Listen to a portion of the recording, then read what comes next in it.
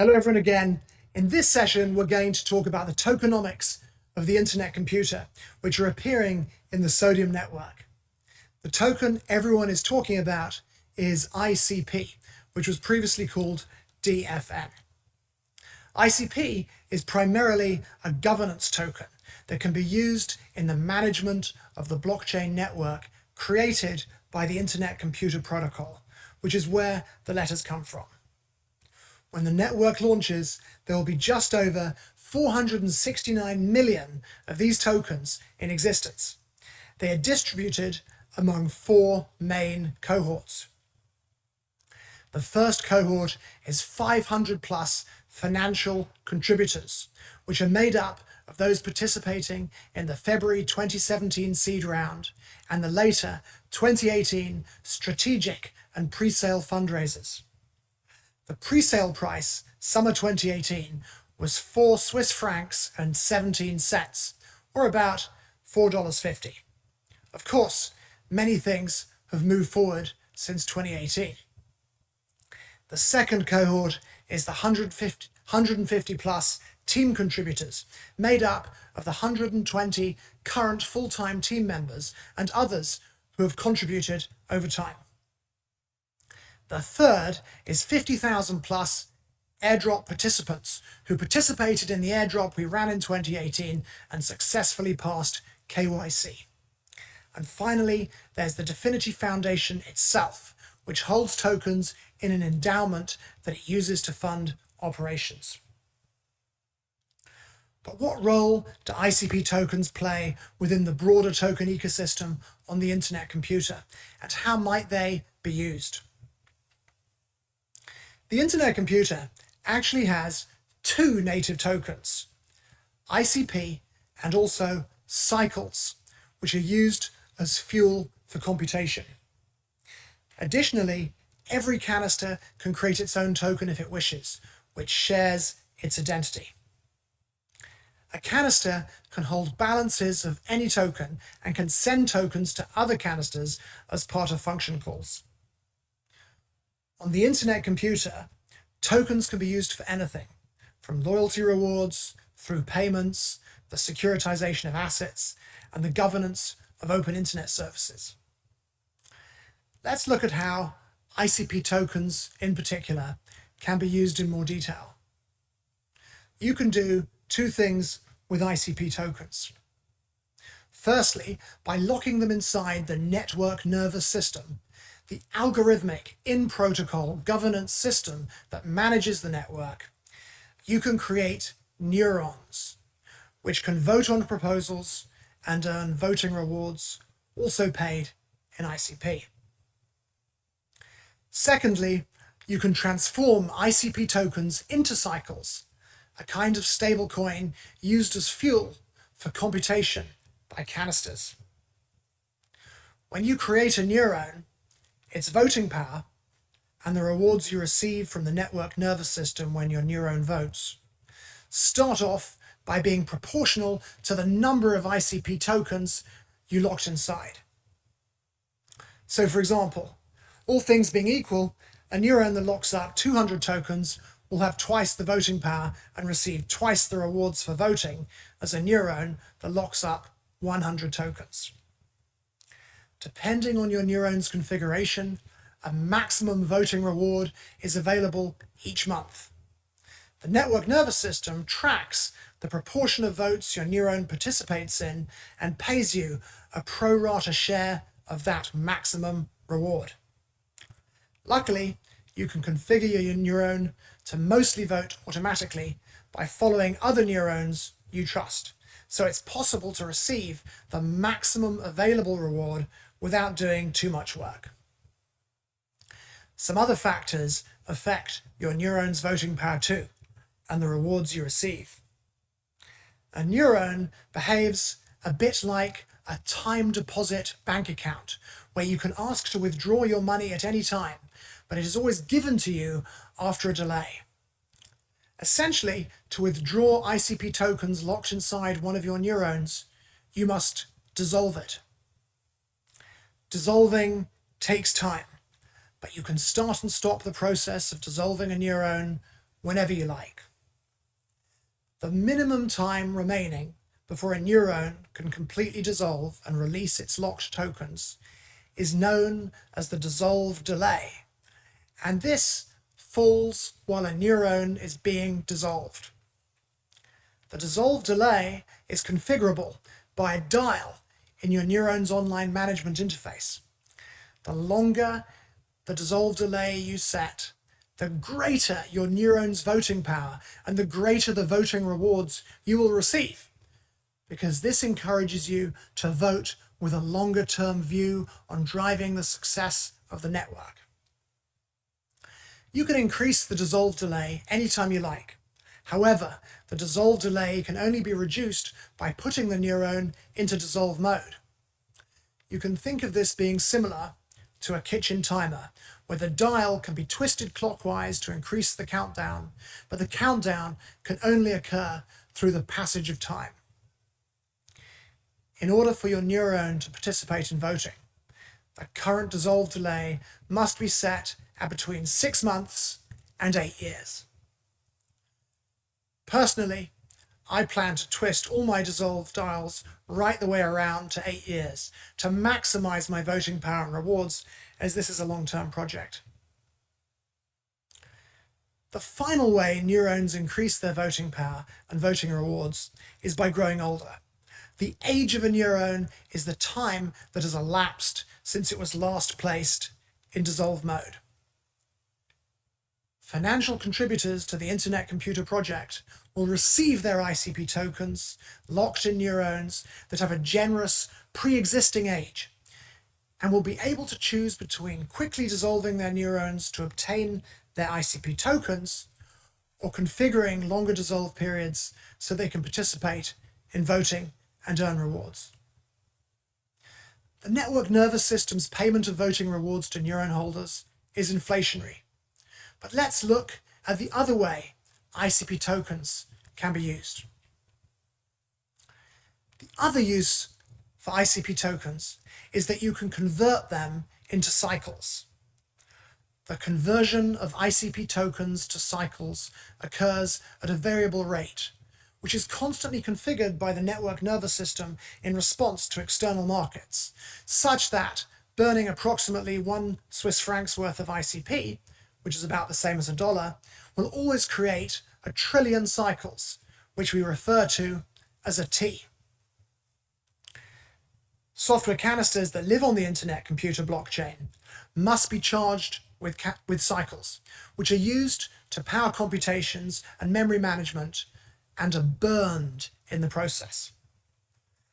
Over time, more and more cycles will be burned by computation.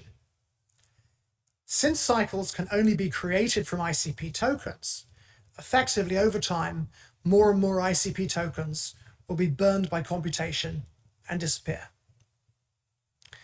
This guarantees that so long as computations are running on the Internet Computer, someone somewhere must be buying ICP tokens as a means to create the cycles that power them. When ICP tokens are converted into cycles and burned by computation, that's deflationary, as it reduces the supply. The value of cycles will stay approximately constant, which ensures that the cost of computation remains stable and predictable and allows them to be used as a store of value, for example, within DeFi applications. The value of cycles stays stable for 2 reasons. Firstly, the network nervous system creates a firm ceiling on their price because it will always create 1 trillion in exchange for approximately 1 Swiss francs worth of ICP.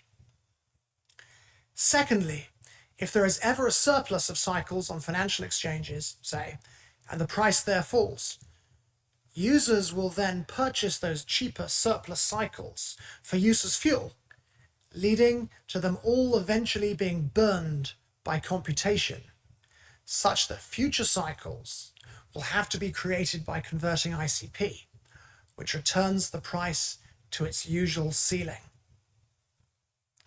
The Internet Computer's use of computation to produce a stable value for cycles is potentially revolutionary, Holders of cycle tokens receive a guarantee that, so long as the internet computer is running, eventually all surplus cycles will be burned and the value of their cycles will return to its usual peg.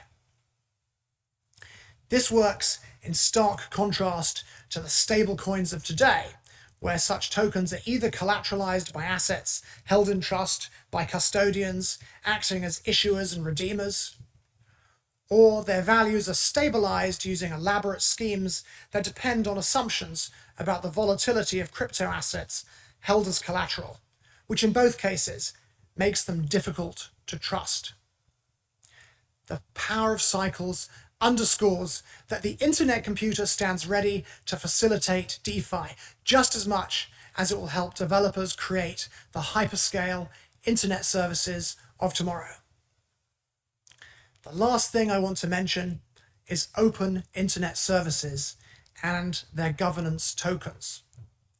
We hope open internet services will eventually provide alternatives right the way across today's closed, monopolistic, big tech ecosystem, and we will see open versions of services such as YouTube, LinkedIn, Salesforce, and Facebook. That is why we're developing LinkedUp and CanCan, LinkedIn and TikTok clones respectively, as sample apps. Open internet services will be built from autonomous code that is controlled and managed by open tokenized governance systems, which function similarly to the network nervous system. Tokenized governance systems for open internet services are coming soon and will generate their own token, which is to be used in voting and could potentially receive a distribution of value created by the autonomous system. What's exciting is that each governance system shall contain its own decentralized financial exchange, where their governance token can be traded for cycles.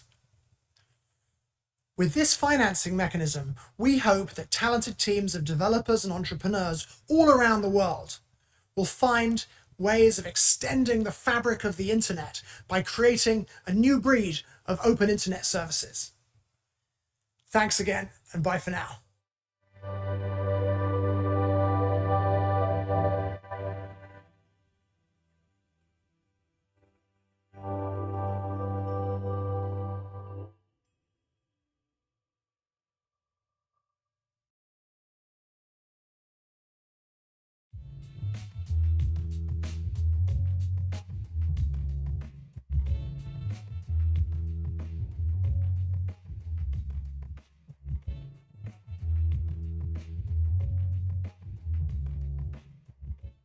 About 40 years ago, the modern internet came into being, and it has played the role of global public network in a remarkably stable way.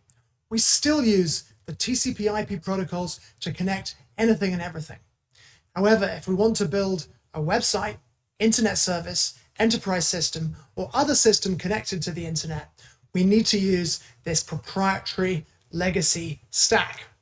Typically, we start off with a cloud service from big tech, such as AWS, possibly add in other services such as CDNs, and then combine traditional building blocks such as databases, web servers, application servers, and frameworks like Kubernetes.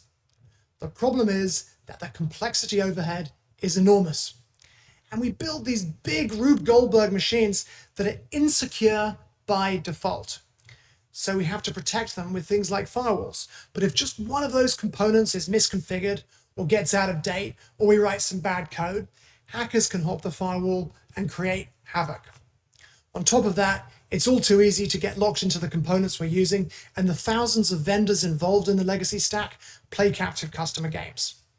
All of this drives a worldwide IT spend of a staggering $3.9 trillion a year. Moreover, this stack can't support autonomous code, which is what we need to reinvent the internet ecosystem. Over time, the legacy stack has grown to include popular internet services from mega monopolies and the user data and relationships that they control. It's time for a reboot of the internet. Luckily, a new paradigm is emerging and a new transition is upon us. The internet computer upgrades the public internet so that it provides not just global connectivity, but also a revolutionary shared computer. This transformation of the internet is achieved through a new open protocol called ICP, or Internet Computer Protocol. Let's talk some more about it. The Internet computer is a replacement for the proprietary legacy stack. It's created by independent data centers running ICP, which forms a new kind of blockchain computer. This has unbounded capacity and delivers performance that rivals the traditional cloud. The Internet computer reimagines software as interoperable compute units called canisters. Software canisters are an evolution of smart contracts. They consist of a bundle of WebAssembly bytecode and the memory in which that bytecode runs. Just like smart contracts, canisters are tamper-proof and unstoppable. However, a key difference is that they are also scalable and parallelizable. Canisters also run at web speed and are highly efficient. As you would expect, they are open and interoperable. That means that if you create a canister using the Rust programming language and share some functions with me, and I create a canister using the Motoko programming language, my Motoko code can call your functions directly. The Internet computer is tremendously powerful. You can use it to build just about anything without AWS servers, CDNs, databases, firewalls, and so on.